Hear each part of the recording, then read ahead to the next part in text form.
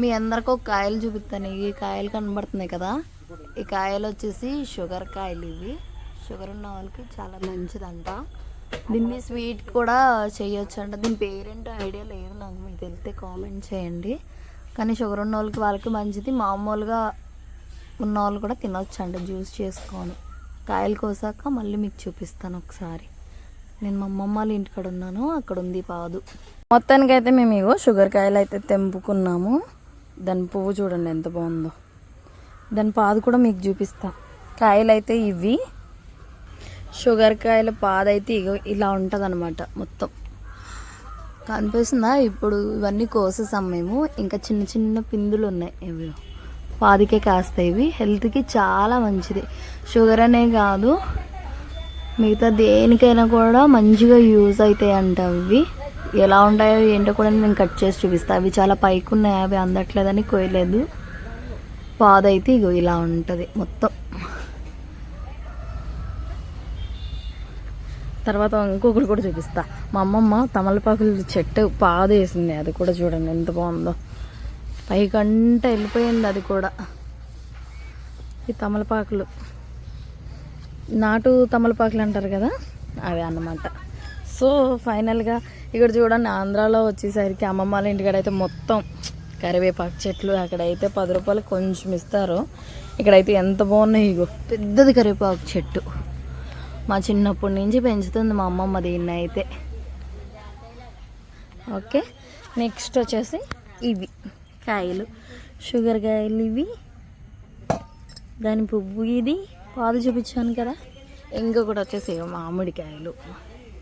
మంచి సీజన్ అన్నమాట మామిడికాయలు కూడా.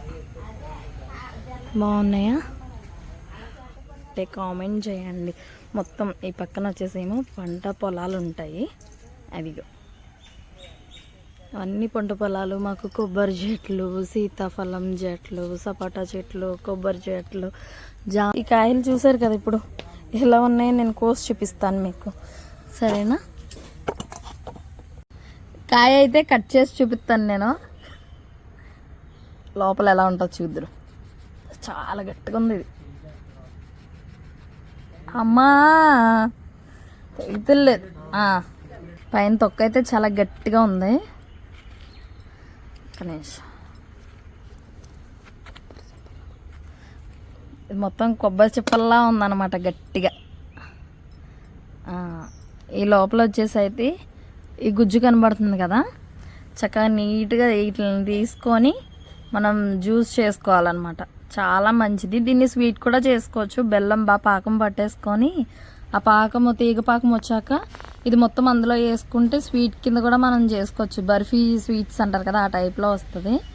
కానీ చాలా మంచిదంట హెల్త్కి. మీకు ఎక్కడైనా దొరికితే తినండి, ఓకేనా?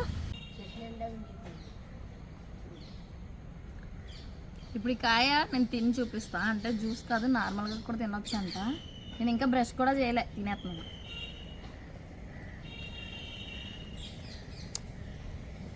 పుల్ల పుల్లగా చాలా బాగుంది ఇది. జ్యూస్ చేసుకునేటప్పుడు అయితే పంచదార వేసుకొని, అంటే లైట్గా పంచదార వేసుకొని చేసుకోండి. షుగర్ ఉన్న వాళ్ళకైతే అసలు అవసరం లేదు. సి విటమిన్ కూడా చాలా బాగుంటుంది అన్నమాట. అంత పుల్లగా ఉంది ఇది.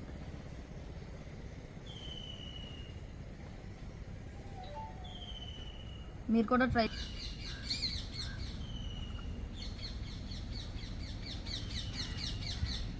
ఇతనాలతో తినేస్తున్నాను, కొడుకులేని మొక్కలు రావు కదా.